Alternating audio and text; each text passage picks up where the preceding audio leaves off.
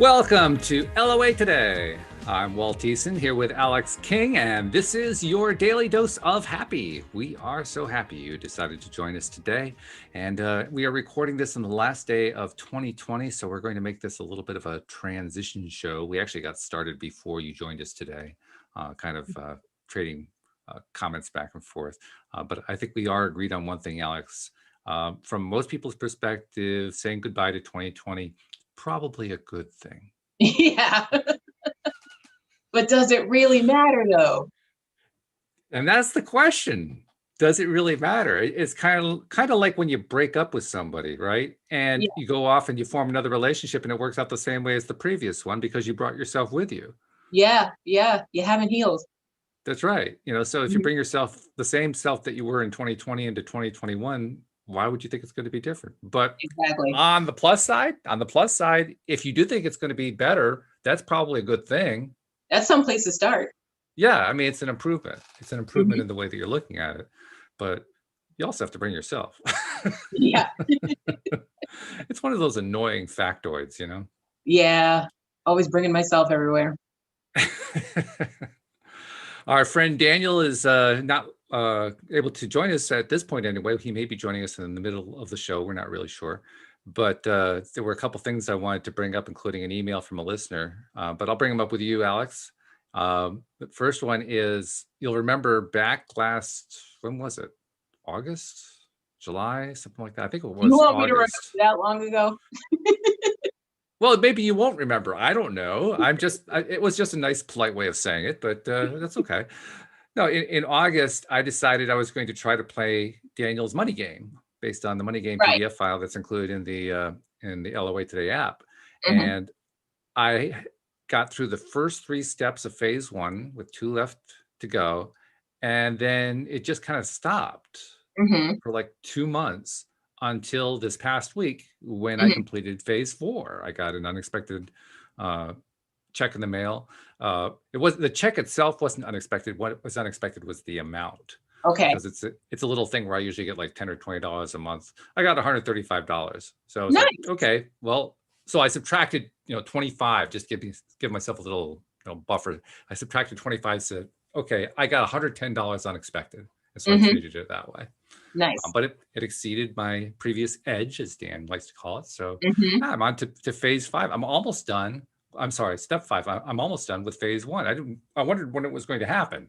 It's nice to know it actually does happen. It's a good thing. In its own time, yes. In its own time, yes.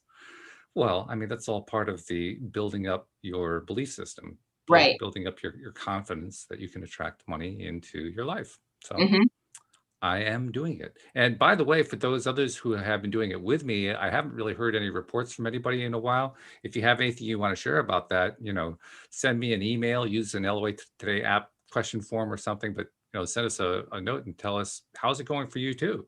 I'd like to know, are other people, maybe there's some who are ahead of me who are actually attracting money more successfully than I have. And that's a good story when that happens. But I pledged that I was going to do it right through to the end, and I'm almost 1/3 of the way through. So that's there you go. Look at you go. Yeah, how about that? And then we also had an email from Sarah, who listens to us on YouTube. She's one of our YouTube listeners. And she wrote a question that was actually aimed at David Strickle, and she sent the question after the last episode with David, which was on Tuesday. Right. Now, obviously, David's not coming back to be able to answer the question, so I figured, well, you and I can take a stab at it. And if Dan were here, I'd say he could take a stab at it too. So Sarah says, what do people get out of the experience of being a transgressor? She says, I mostly hear the side of the victim, quote unquote, being put into perspective. Yet I've also heard that people being born to walk the path of transgressing do this to help the ones that will take on the victim role to grow in this lifetime. It is described as a kind of sacrifice because transgressing is not in the nature of eternal beings. And I'm curious and grateful for what your response would be. So I don't know how qualified you feel to address this. I don't feel completely qualified to address this. I almost rather have David streaming the stream of David, or Rita, or Dee McMurray, who's going to be my new Tuesday co-host, who's a psychic. I'd almost have one of them give the answer. But what do you say? Let's take a stab at it. Let's try. I don't know, because I'm still up in the air about whether I still believe in soul contracts or not. Still, so in other words, you did at one point. I did, yeah. You did, okay. I'm still on the fence if whether I'm for or against it. Because I'm still trying to figure out whether I even believe in them in the first place. Yeah. So, I do like Dan's perspective that he shared one time. He said, well, you know, even if you did make a soul contract, you can always end it. True, very true. You know, and yeah, it's a key portion of it. I think the whole idea is they're trying to explain why it is people have horrific events happen that seemingly come out of the blue, and we want to be able to explain how they attracted it into their lives and so forth. So I get it. I get where it comes from. I think that what David, if David were streaming Source Energy, the stream of David, I think the response there would probably be more of a take a step back approach rather than trying to explicitly answer the question. Instead of trying to understand what a particular victim, quote unquote, or an enabler, let's call it that, who is the perpetrator on the victim, and trying to explain what their soul contract was, why not just take the step 50 paces back and take the long perspective and realize that everybody who is here is dealing with contrast. And when you're dealing with contrast, things are going to happen. And is it possible for some people? Now, this is me talking rather than the stream of David. Is it possible for somebody to come in? Yeah, I guess it's possible for somebody to come into the life and already have an agreement in place. I don't have the sense that I engaged in any such contract when I came here, so I can't say I have any affinity for it. We wouldn't know. We'll never know. Probably not. No. By the time we find out, we'll already forget. So. Yeah, I guess so. Yeah. It does kind of tie into something that I've been talking about for the past few days here on the show. Talking about the ARAS, the reticular activating system, the base of the brain where we do all of our filtering of stuff. In fact, you and Dan have come up in conversation a few times because you guys are on the spectrum, the autism spectrum. And of course, autistic, meaning that the filtration doesn't quite work the same way as it does for, quote, normal people, unquote. We call them NTs, neurotypicals. Neurotypicals. Okay. Yes. All right. So I guess what I was going for with all of that is when we look at the amount of data as measured by scientists trying to figure out how much data our brains process, how much our senses bring in, they calculate that we have about 11.2 million bits of information per second coming in through the five senses. And our brains can handle about 50 bits per second. Wow. Which means we are like eliminating 99.999% of the data from our conscious minds. Yeah. Doesn't mean that the body and the mind isn't receiving it. It's just that consciously we can't process it. And that'd be imagine, a lot. Yeah. Well, it basically means we're missing almost all of it. Yeah. We're just ignorant of everything that's going on. Now, you guys who are on the autistic spectrum, you actually have an advantage in a sense because you're just not filtering out as much. Right. So if you can find ways to get yourself into a place where you can handle all that information that's coming in, your conscious mind is actually processing more information. Yeah, if we could get there. That's where the oversensory issues come in. Yes. We're processing too much and we can't handle it. And why bring this all in with Sarah's question? Well, Sarah's question, this whole idea of the victim and the perpetrator and so forth, and soul contracts and agreeing to it ahead of time and so forth. When we get here, we filter out so much stuff that we don't even know what's going on most of the time. Right. We can't process most of what's going on most of the time. What we do process, we process within pre-existing, presupposed assumptions that we all make based on our culture, based on our family backgrounds, based on what we've been taught in school, based on a variety of factors. But they're all stuff that we learned. So we learned how to understand our world from the people who were already here when we got here. Right. because we just don't have a way to handle the rest of the information that's been coming through. So it certainly is very plausible that we could have had a prior agreement, a prior contract before we got here, and wouldn't know about it because it wasn't part of the filtration, part of the stuff that the filter let through. Let's put it that Right. way. Yeah. Okay. So I can at least conceive of it. What happens though when you are the perpetrator? I mean, like Sarah said in her question, it describes a kind of sacrifice by the perp, because that kind of transgression is not in the nature of an eternal being who's thinking unfiltered thoughts, who can process it all, right? Yeah. Do people do that? I guess they do. I suppose that it's not hard to draw the line, because we all come into this world knowing that we're dealing with this high contrast environment, right? It's not like we were thrown into the deep end kicking and screaming, I don't think.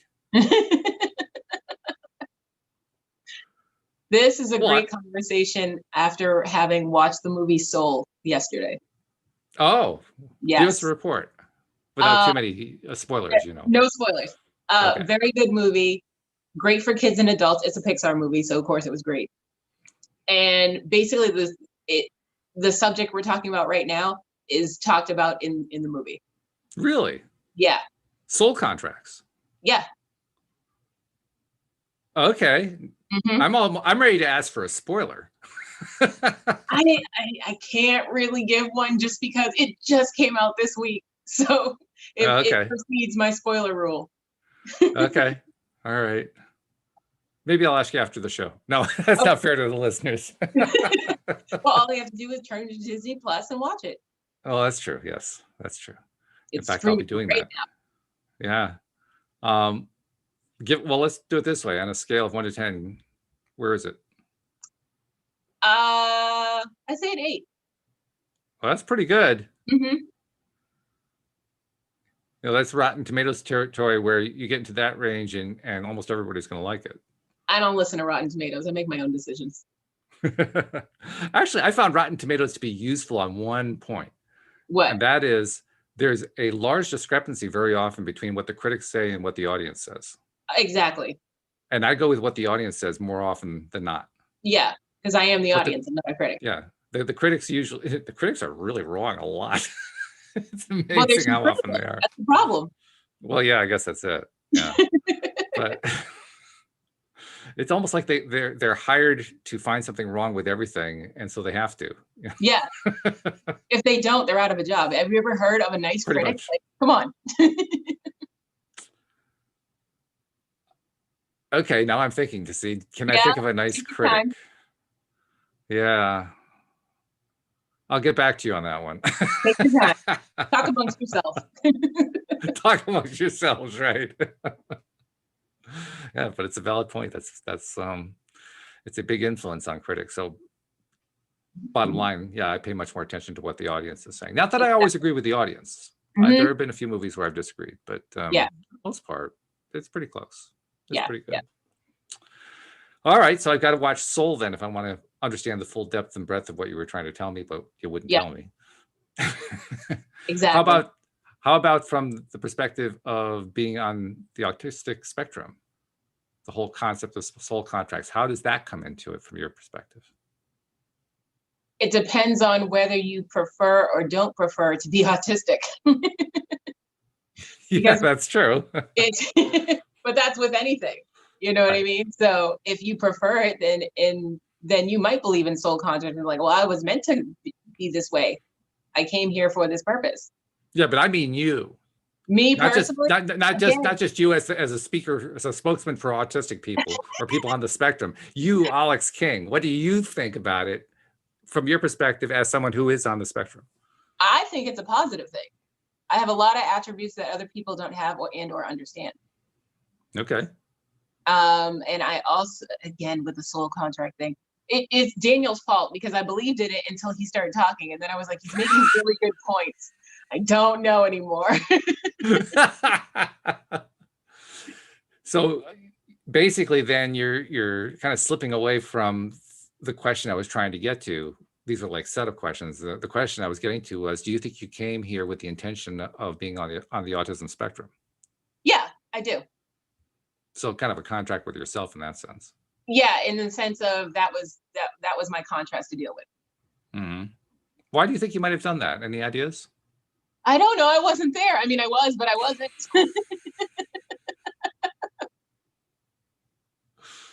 I would say, again, this is about soul. This was my spark. Okay. Mm-hmm. Well, that spark is important for sure. Mm-hmm. Yep. Because ultimately that's what we're talking about, that spark, when we're talking about your passion in life, or Yes. people you really, really, really care about, or the stuff that just juices you so much, you got to go do it. Yes. Just got it. Mm-hmm. Which is interesting because you're basically saying being on the autism spectrum plays a direct role in what jazzes you. It plays a direct role in everything, every little thing. From what I like to eat, from what I like to do during the day, every little aspect of my life, it plays a part. Give us a flavor of what that's like. For everyone, it's different. There's no set rules or anything. It's just, for me personally, it's like, it comes with a lot of different aspects. So it comes with OCD, it comes with anxiety, it comes with a bunch of other stuff, which can be positive or negative depending on your opinion or where you're at in your situation. For me, I feel like these are positive things. Because like my anxiety makes me hyper aware, my OCD makes me clean. There's positive things to everything. So it and what else? It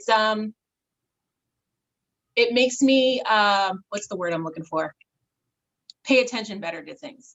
I notice things that other people don't notice. Like when someone's talking, because I'm not looking directly in their eyes, I'm looking all the way around. So I'm looking at every little thing they're doing, their body mannerisms, everything.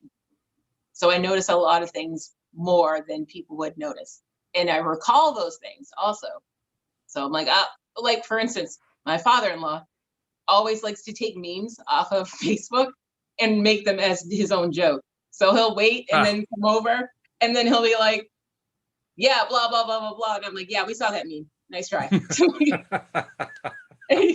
I feel bad because I shoot him down every single time. But at the same time, he's got to learn better. He's got to know. Yeah, if you're going to crib somebody else's material, at least do it creatively. Yeah, I mean, dude, we're all on the same Facebook, bro. Like, it's even worse when you're connected to everybody, because if you're connected to the people you're telling the joke to, 9 times out of 10, somebody there's going to have seen it already, just because you're connected. Exactly. Maybe so end all the friendships, but other than that. Yeah. I'm not sure how that works, actually, but but what you're saying is interesting in the perspective of what Sarah's question is about, because if it does give you the ability to focus more clearly and more precisely, and what you're essentially saying is you learn how to knock the distractions out of your way, so the only thing that you see is the thing that you're looking at. Yeah. Which is a great skill.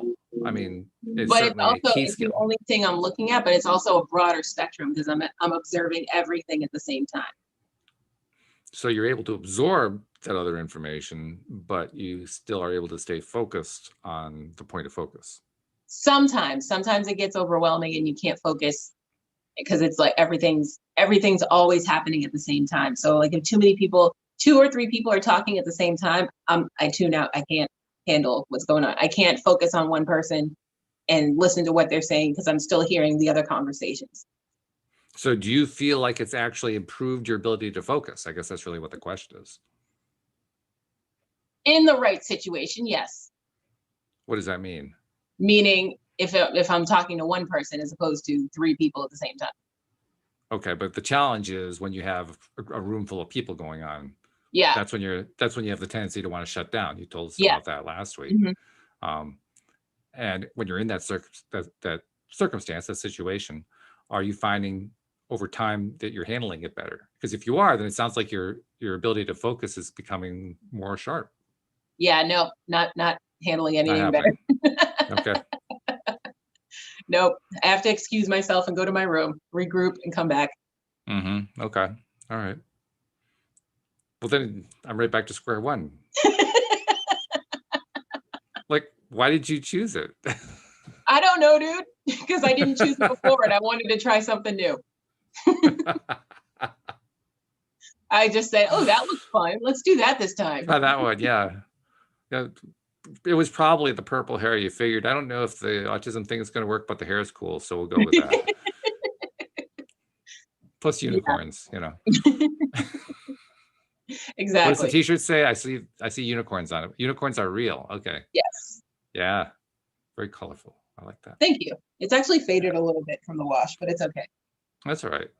Yeah. It's the t-shirt number 565, right? Seriously, right?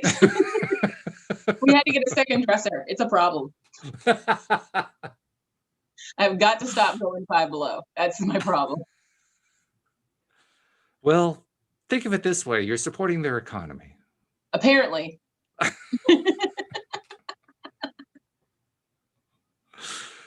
Oh my goodness. Well, I don't know if we've really done Sarah's question justice, but we tried. We did our best with it. Well, like I'll I said, save if she watches Soul, she'll understand a little better.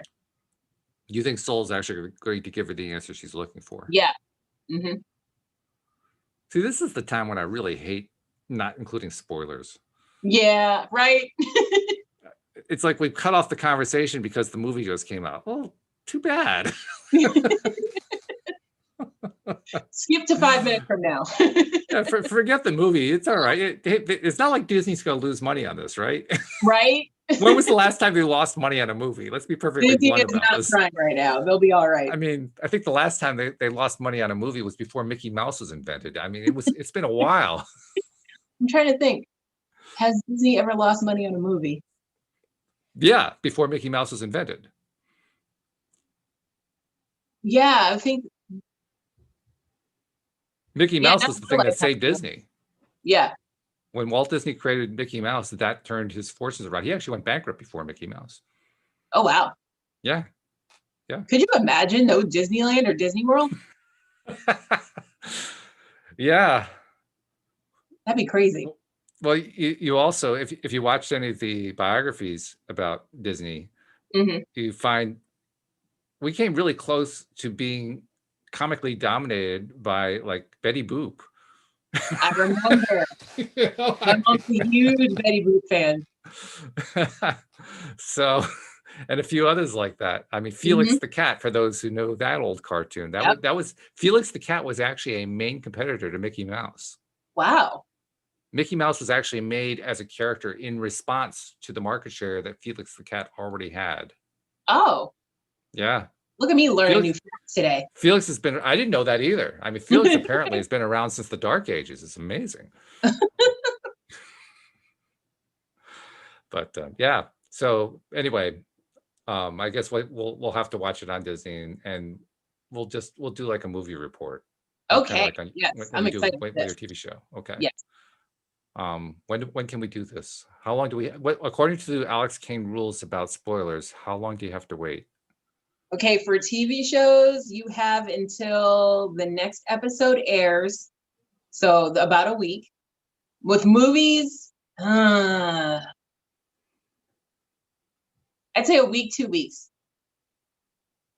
So we can talk about this 2 weeks from today. Yeah. All right, make a note. Nope taking. I want to make sure we get to this one. Yep. Because I don't feel like we've really given Sarah her money's worth yet. Well, like we gave her some good stuff, but yeah, we haven't really given her that real final winning answer, but that's okay. So Sarah, forgive us. We will get this resolved. Just, don't blame us, blame Disney. It's their fault. It's all this right now. All right. Well, then let's move on to the next thing. We are, like I said earlier, we are recording this on the last day of 2020. Yep. And so we are on the backside of 2021. I don't know how else to say that. It isn't here just yet. And I think we both have agreed that there's not going to be a whole lot of difference between the two because we bring ourselves with us. Yes. That brings us to the inevitable topic of New Year's resolutions. And I think I know what your answer is going to be. My take on New Year's resolutions is why bother? Agreed. Do you the whole entire year. Yeah. Yeah. Well, I mean, first of all, nobody ever keeps them. Right. Why do you have to wait till January to make yourself a better person? And why do you make a resolution you're not going to keep? Right. Well, we pretty much destroyed resolutions. There it is. Boom. I mean, now I can see this. I can see starting a new project. Yeah. I mean, that makes sense. Yes. You know, not that I resolved that I'm going to do something, but rather I'm actually just starting to do it. Yeah. Yeah. Resolving to do it, that's like, well, I'll start it at some point. Yeah, exactly. I will get around to joining the oh, I forgot what the word is. I just ruined the joke. Skip that. I'll come back to that one. Okay, let's bring it back around. If you don't remember the word, I mean, forget, the joke is gone. It's not going to work. It's all gone. But yeah, so looking at 2021 at this point, because it hasn't quite started yet, we're a few hours away from it. If we're going to talk about starting projects or starting activities or whatever, that's a good topic. And so I'm going to use that as a very loose segue to ask you about what's coming up for you in 2021, because about 3/4 of the way through the year, you've got a really significant event coming up, and we haven't talked about it in a while. No, we haven't. And I wanted to ask you, how's it coming? I've actually been working on it all week. Making phone calls, making lists. It's hard to do without my computer because I need everything in front of me. I need spreadsheets. So, oh, no computer. Computer's in the shop. Yes, it's in the shop. Okay. I need my spreadsheet. So I've been doing it old school with a pencil and paper. Of course, what we're talking about here is that Alyx and her intended Kenny are planning to marry in October. And that you gave yourself more time than I've ever heard of for getting ready to get married. I mean, you gave yourself like a year and a half, was it? Yeah, almost 2 years. More than that, almost 2 years. Yeah. So I mean, well, you gave yourself some serious time. Everything that I wanted. Okay, how's it coming? Is it working? Oh yeah, it's working out great. We're balling on a budget over here. All right, good. So Louise and I can expect a good time come October then. Shenanigans will be afoot. Shenanigans will be afoot. Oh, okay. Shenanigans. We'll put it this way. Our bachelor/bachelorette party we're having at the hotel water park. Yes, that does create certain images in the mind. Yeah. So we're just taking the whole bridal party and just letting them loose in the water park for a whole day, and then we'll get dressed for rehearsal dinner. That's actually a good idea, I think. I like thought that. So. Yeah. Very good. Well, one question: where is the water park? We're talking October. October in New England isn't exactly warm. Yeah, it is. First of all. Second of all, it's an indoor water park. It's at the hotel having the reception at. Okay, all right. Indoor water park, cool. No problem. Yeah. Outdoor, warm, a little chilly. Pools, everything. Yeah. Okay, that's cool. Or warm, actually. Yeah. But it's still warm in October, even for my birthday. It's always at least, I said the coldest it's ever been on my birthday is probably 70, 75. And with global warming, it's getting better. So, because last October it was 80. So I loved it. This is Alyx's brighter side, silver lining of pandemics and events that you don't like to have happen. Okay, that's good. But I'm glad to hear that the planning is coming along nicely. That's going to be a big event for 2021 for sure. Yeah. But what else? What else are you seeing for yourself in 2021? I mean, have you given it any thought? What's going to happen with Alyx King? Even though I'm against New Year's resolutions, I did resolve to hydrate more. You and me both, actually. I've already started. I didn't wait for January 1st. Yeah, I didn't wait either. Yeah, good. Yeah, I'm terrible at drinking water. I clearly need to because my body is just not the same. This winter is so dry. I am dying. So I need to hydrate more. Yeah, well, your body does tend to tell you stuff, doesn't it? And that's what I was finding. My body was saying, you're just not drinking enough water. Come on. Yeah, let's start with the simple things first and then work our way up. That's right. That's right. Start with the stuff that you can handle. Yeah. That's the first thing your doctor tells you. How much water are you drinking? And the really nice part is it doesn't take long before you get results. I did this last year, actually. It wasn't a New Year's resolution. I just started a water drinking initiative for myself. Mm-hmm. And I think I went 3 months just drinking water, and I was doing all right. And then I had a glass of juice and it was over. You know that drinking more water to hydrate doesn't preclude drinking other drinks, right? Right, but that was just what I did last year. I'm not doing the same thing this year because that's setting myself up to fail. Yeah, I mean, why would you? Yeah, it's about increasing liquid intake. Hydrating and the water drinking initiative were two different things. Ah, yeah. Okay, so this year it's about hydrating. Yes. Yes. Okay. How's it going? Pretty good. Good. Yeah. Yeah. It's going well for me too. It's nice. Yeah, I like it. I have always had this little built-in, what is it, a gauge from thermometer? I don't know, something that tells me I haven't been hydrating enough. Mm-hmm. My lips are my gauge. Oh yeah. And you know the feeling? Yeah. Yep. And I can always tell right now. I mean, I can feel right now. Actually, I think I'll reach over and get my water cup because I can tell I need a little bit right now. But I've been ignoring that lately, and I decided I'm just not going to ignore it anymore because super hydration. Wait, where is it? Super hydration. Oh, okay. Well, I just have a large cup. You got this thing with labels and everything on it. I mean, that's just not fair. But plus, it's got like super potassium in it, and I am always low in potassium. So I was like, let me just do that. Hey, whatever it takes. That's good. Yeah. Okay, so that's something. Anything else you're planning or starting for getting going in 2021? No, that's it. That's about it. Yeah. You're gonna hydrate, get married, and just see what happens with the rest. Yeah, exactly. Just gonna keep in my schedule, get things planned on time, get everybody in order, and that's all I'm gonna do. Because I'm not trying to stress myself out, and I don't want to become a bridezilla. So I got to organize. Good move. Yeah. I don't think you have a whole lot of risk with that, setting it out nearly 20 months in advance. I don't think you have a problem there. No, I don't. Yeah. Well, I'm having a little trouble because a lot of places are closed due to COVID. Yes, that's true. But that's going to start shifting pretty soon, I think. Yeah.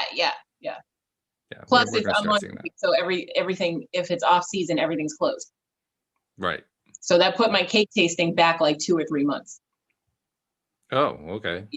But it's good. Well, worked our way around it. Figured it out. It's good you gave yourself that much of a buffer then. Yeah, exactly. So another silver lining going on there. Mm-hmm. That's good. Okay. Well, it sounds like you have a plan going on. The best kind of plan. You just kind of go with it, see what happens. Yeah, exactly. I figured out a way for everyone to have individual cakes. Mm-hmm. Good. Okay. I've been I won't say that I have dived off the deep end on this, but I've been looking seriously at doing some public speaking. I've been reading books about it, learning stuff. Yep. And I think I am going to pursue it to some degree. It's interesting because the experts in the field tell you either dive in all the way or don't bother at all. If you just dilettante, you're not going to get anywhere. So that's a little bit of a downer. Like I don't really want to spend 40 to 60 hours a week working on this thing.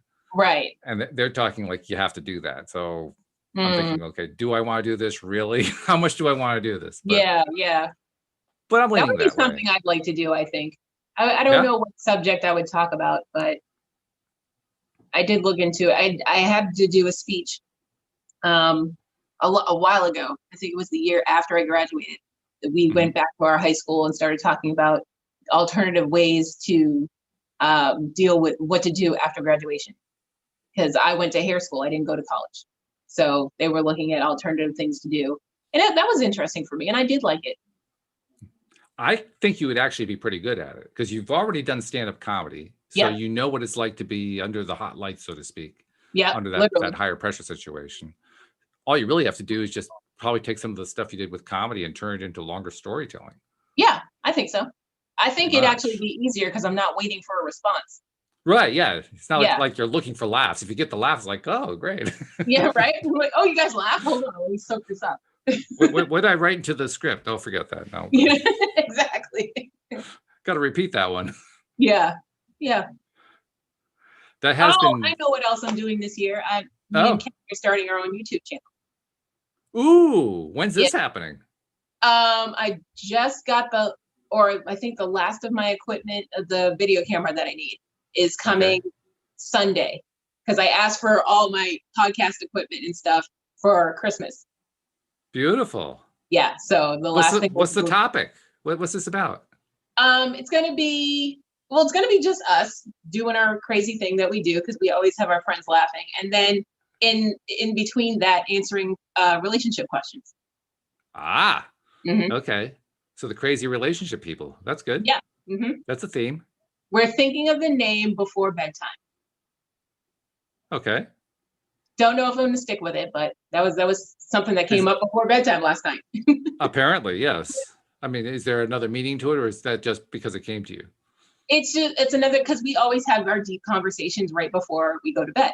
So I know the feeling. Louise gets upset about that, because she says to me, "You always start these really good conversations when I'm ready to fall asleep." Yeah. Yep. I'm sorry. It's just. It's when you think about it, your mind's relaxing, and then you're like, "Hey, question." Chris, the fun part is when I get to say to her, "Yeah, but you're the one who started the conversation." It's all your fault. Well, no, it's not about fault. You did this to yourself. It's fun. Yeah. Yeah, totally. But you're right. That is exactly when the good conversations happen. I think it's probably true of most couples, I would imagine. Yeah, because you're both relaxed. You're in the same mindset.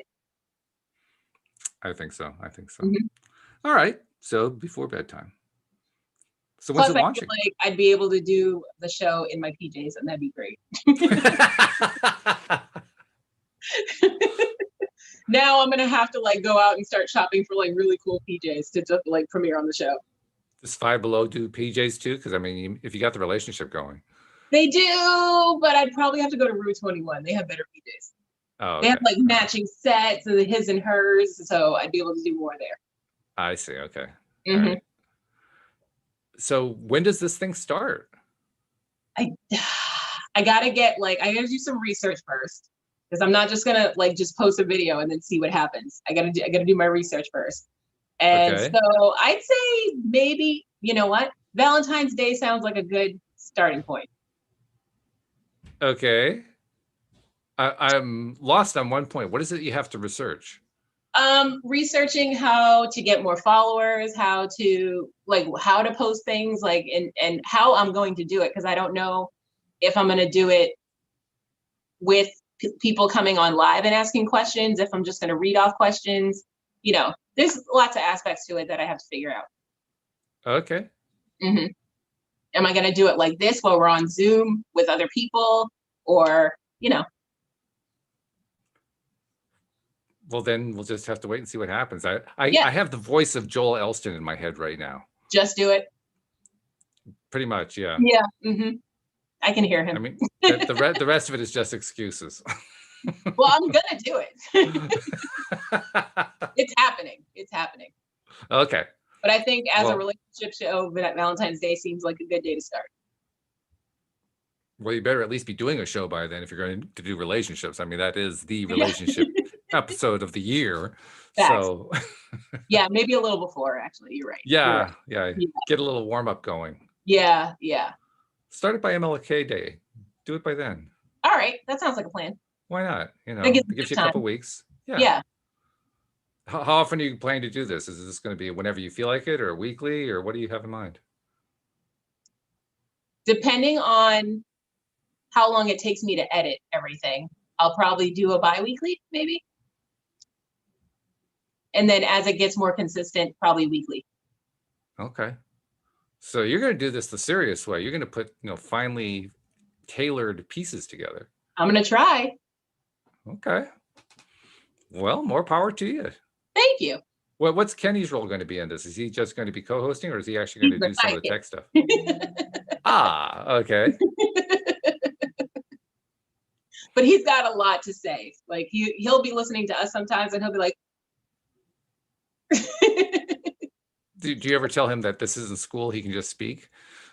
I do, but I feel like he will go on and on and on and on. We need a special episode for him, just for him to be on there. So there's actual value to him raising his hand so that you can call on him. Yes. Okay. This is an interesting relationship. I will know based on what we're talking about if he has any actual input or if he just came up with a thought. I think I am done analyzing this particular show, so I'm going to wait to see what comes up. Well, on our show, he won't have to raise his hand. Okay. Good. But also, too, he does have a tendency to cut people off, so maybe he should raise his hand. Well, I mean, we've had that here on this show. Yeah. The Monday show in particular, Amy Blackford gets so excited. She actually has to restrain herself so she doesn't cut Louis and me off with everything that we're saying, because she gets so excited she has to jump right in. Yeah, it happens. She's People learning. are like that. And we haven't had to enforce hand raising or anything, but she's still learning. I'm just saying. Yeah, she's getting better. So yeah, it's a skill. And it's a process. Yeah, it doesn't happen overnight. No, it does not. I look back to when I started this podcast here, which was about 8.25 years ago. And I mean, we're like light years ahead of where I was then. Oh, you should be. Just light years. So, I think that kind of leans into what Joel would talk about. Just start. Yeah. You're going to make the mistakes. Might as well get them done. True. Very true. Get them out of the way. Now. The worst thing that happens is early on, nobody's watching, so it doesn't matter. Exactly. Yep, exactly. I mean, I told you what happened with the first episode of the show, didn't I? Maybe. What happened? Louise and I did the first episode of LOA Today together. We did it on our 13th wedding anniversary, September 26, 2012. And after the first 20 minutes, I realized that the recorder wasn't working. You had one job, Walt. We lost. Well, actually, I had a few of them, because this was before the nice, easy things like, the built-in podcast services. Yeah. This was like really, you had to figure out how to do it all yourself. There was no easy way to do it. Right. And on top of that, I was actually trying to find a way to broadcast it. And the broadcasting was the part that also had fallen apart. So not only was it not recording, it was also not broadcasting. So we basically were talking to dead mics. Oh, no. But we got it out of the way, and nobody bothered with it because there was no listeners at that point. All right. So it didn't matter. I like that. Yeah. I mean, listeners came, I think we started getting our first listener at about third or fourth episode. Okay. That's not bad. It took a while, and then they started coming in single digits for a while. But yeah. So unless they went back to listen to that episode, which, by the way, the recording came out horrible. The part that we did actually get, it was distorted and awful, really bad. Yeah. But we got past it, and it got better and better. Because you listen to your own stuff. I mean, I don't listen to most of my shows anymore. I don't listen to occasionally. I'll go back, but I'll occasionally check them out, and I'll notice that's why I ended up getting this mic earlier this past year. Yeah. Because I realized that the quality of the mic I was using before was not up to the standard I wanted it to be at. Same. Yeah. Time for a new mic. So that's what happens. You do it one little step at a time. You don't. Yeah. You don't become a great show overnight. No, of course not. And we still haven't.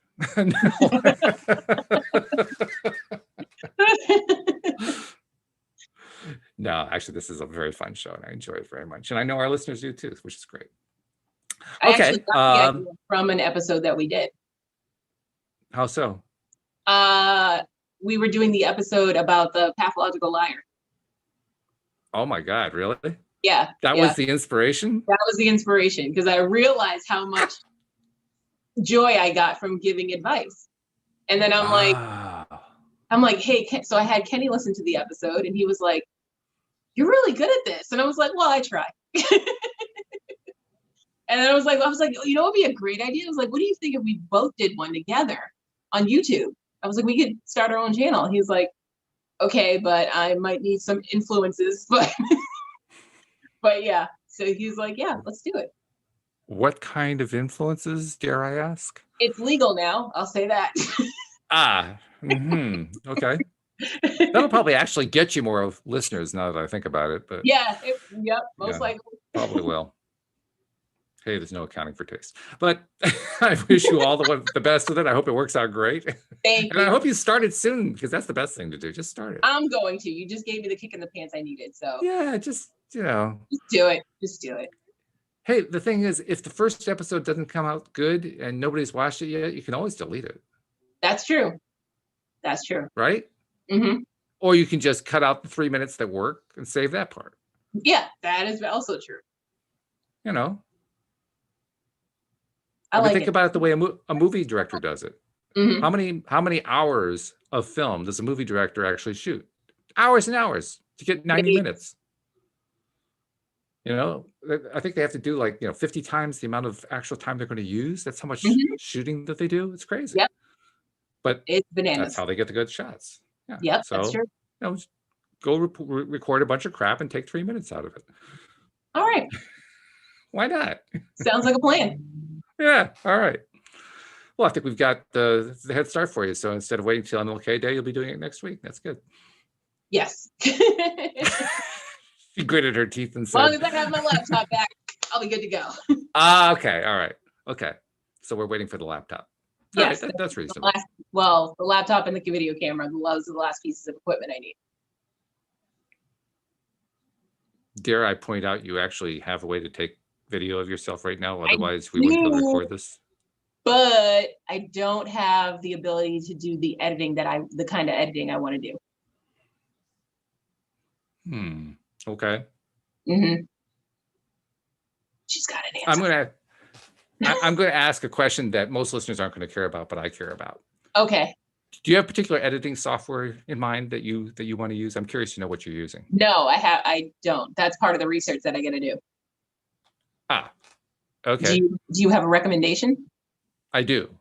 Okay. It's called Power Director. Power Director. Okay. Power Director. Yeah. It's relatively inexpensive and it's fairly powerful. And it does all the things, all the basic things that you want to be able to do well and easily. Okay.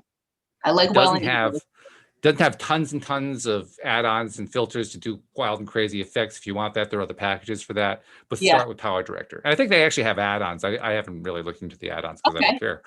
But right. I really don't. I just, simple fade. Okay, I'm done. I don't need anything else, Right. But it's good. It works really nicely. Back when we were doing the podcast theater, the grass is greener, I would use that for editing the audio because it's such a nice little piece of editing software. So okay. Yeah. Good to know. Power Director. All right. Power Director. Yeah, I think it's powerdirector.com. Cool. Okay. Well, we got a few minutes left in the show. So we've identified what you're doing in 2021.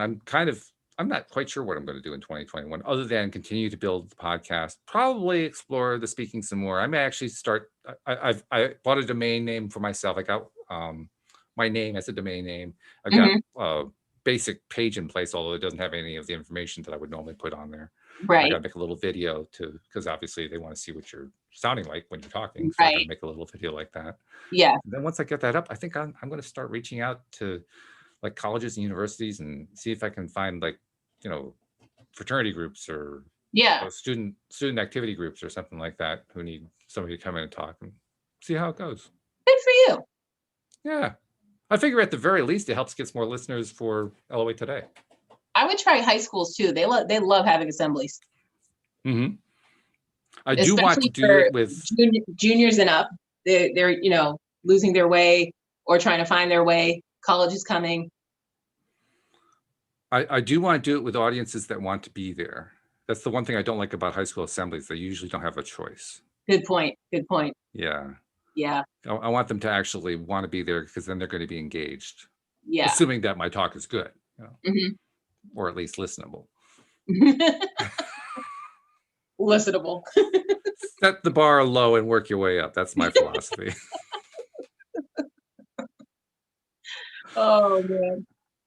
No, actually, I'm saying that kind of tongue in cheek because actually what I've been doing is I've been writing out like word for word what my first talk would be. And I have this tendency to kind of, maybe I do have like an autistic side of me, because I have this tendency to just go into tremendous levels of detail so I can edit it all out later on. But I mean, if I gave the talk right now, it'd last 2 hours. Yeah, you got to whittle it down. Just a little bit, yeah. Mm-hmm. But because I tend to do it that way, I think I do it because I really do want to have the talk come out good. Yeah. And what I'm finding is, as I'm pushing myself toward just, give a talk, just speak, I'm kind of not, I don't want to say cutting corners. I'm cutting through the junk quicker. Let's put it that Yeah. way. Mm-hmm. Because in your first draft, there's always going to be some junk in there, and you go back Yeah. and you say, why did I put that in? Yeah. And it's also having, how we talk about in conscious creation discussions, we talk about focusing more on what you like, less on what you don't like. Yep. All that kind of thing. And we talk about how the more we change our focus, more stuff comes to us. Yep. Both in terms of thoughts and in terms of experiences. Well, that's what happens. The more time that I spend on trying to actually write out what I'm going to say, the more ideas I get that come to me, and the more perspective I get on it. Mm-hmm. I ordered, I actually have 4 different books that I bought from people who tell you, here's how you create a speaking career. And each one of them has given me some good ideas. Each one of them has given me some really bad ideas too, but that's all right. I'll skip over those. And the one thing that, I can't remember which one it was said this, but one of them really made the point in a big way. You want to tell personal stories that talk about your dark side. Oh, that's good. That talk about the stuff that's vulnerable. Yeah. Because it makes you. It was a great point. Yeah, it makes you human. It makes you identifiable. It makes you somebody that the audience can quickly relate to. Relatable is the key to being on stage. Yeah, exactly. So that's what I've been focusing my attention on in the last couple of days. And actually, I haven't done any writing in the last couple of days because I'm still formulating in my mind how I want to tell the story. And I realized why. It's a story that I've never even told it here on LOA Today. I've told it to my wife. I've probably told it to 1 or 2 friends in my life, but I can't think who it is. It's the complete story of what it was like going from high school into college, and the stresses and pressures I experienced along the way.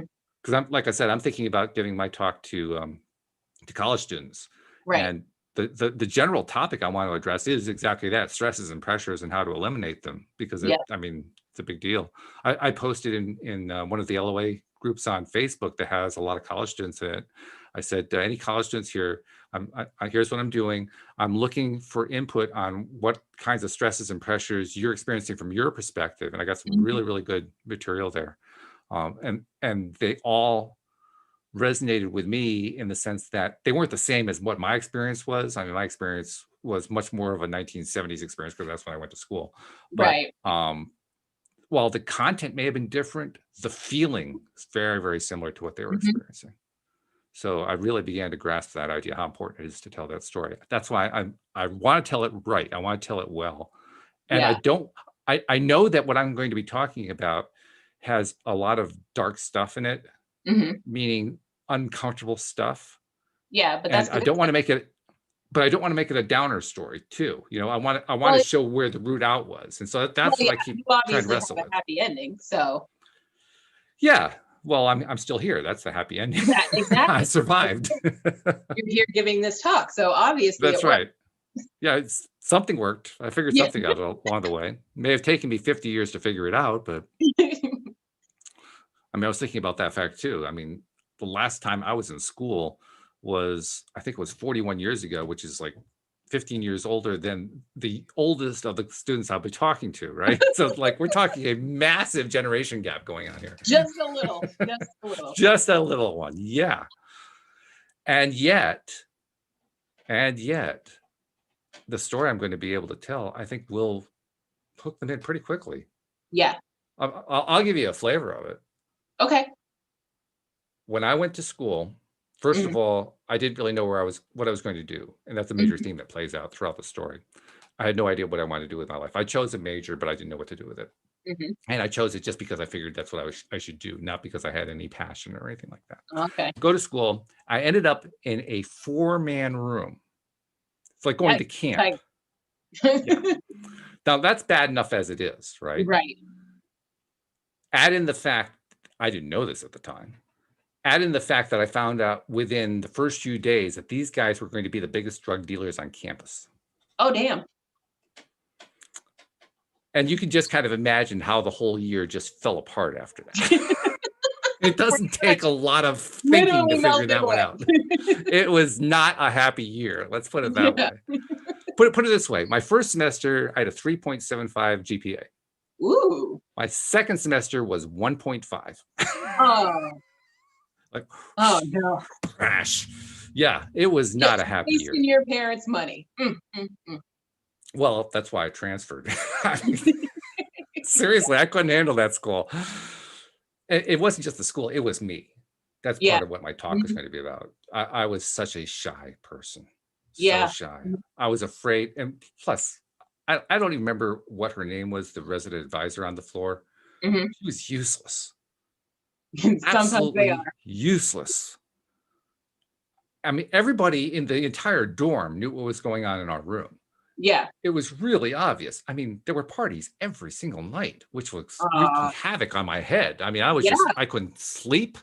There was no place to go. Yeah. I went to housing. There were no other places to get new housing. And I was terrified of turning them in as drug dealers. Right. Absolutely. These guys were from New York City. Oh. You know, what was I going to do? So I lived in fear for an entire year. Oh. That's not cool. Yeah, it was not cool at all. You know, add in the fact that I was such an introvert, you can imagine what it was like. It was just it was miserable. So it was literal hell. I don't think any of the students that I'll be talking to have a story exactly like that, but they'll certainly be able to appreciate it. Yeah, definitely. No doubt about that. So I got to finish filling in the gaps of the story. Yeah. Anyway, okay, well. This is we have managed to actually do the show without saying anything negative about 2020, which is a good thing. Yay, us. And I think we've got 2021 off to a good pre-start, shall we say. I want to remind people, use the LOA Today app. It's going to be updated very soon because of adding Dean to the staff, and we're going to create a separate page for former co-hosts. So David's going to go there. We'll put Joel over there and a few other people, so you'll be able to contact them as well. But there are going to be updates coming soon. Yep. So you want to stay up to date with that and use it to send in questions. Send in questions. We haven't had a question directed specifically to Alyx yet. We need a question directed to Alyx. I know. I'm feeling a little left out, guys. Yeah, I mean, you know, she's got a good perspective. Ask her a question that's related to being on the autism spectrum. I'll take that. You know, and so anyway, do use the LOA Today app for that, and make sure you also share with others. Make sure you're encouraging other people, and because Sarah was listening to us on YouTube, we should do our YouTube promos. So how do they listen to us on YouTube? Well, you go to YouTube, search LOA Today podcast videos. Look for our smiling faces, click down below to the red subscribe button, and then click to the right. Is it the right or the left? Either way, click to the side to the little silver bell and click all so you will always be notified when we are live. We obviously have not done this one in a while. Yeah. In a while. Yeah, we're a little out of practice. We'll get back into practice. That's okay. That's good. It's all good. All right. Well, thank you very much for a good show. We haven't done a show together, you and me, in quite some time, but this is a nice matchup. So I like that. Really, really good. I like it. And let us know what happens with the new, what is it, before bedtime YouTube show. When that one becomes aware of being in the public eye, we'll make sure the public knows about it. So yes, definitely. Yeah, good stuff. And thank you very much to all of our listeners. I want to take a moment to just say there's been so much growth in the listenership of the show over the last year, particularly. It's been growing every single year, but especially this year. And that doesn't happen without the listeners. So thank you, listeners. We really appreciate you, and we hope you continue to enjoy it. We're going to be doing this 5 days a week for the next 25,000 years, so you might as well just tag along. But in the meantime, we'll just leave it at that. We'll say thank you very much. We'll see you all next time here on LOA Today. Goodbye, everybody. Happy New Year.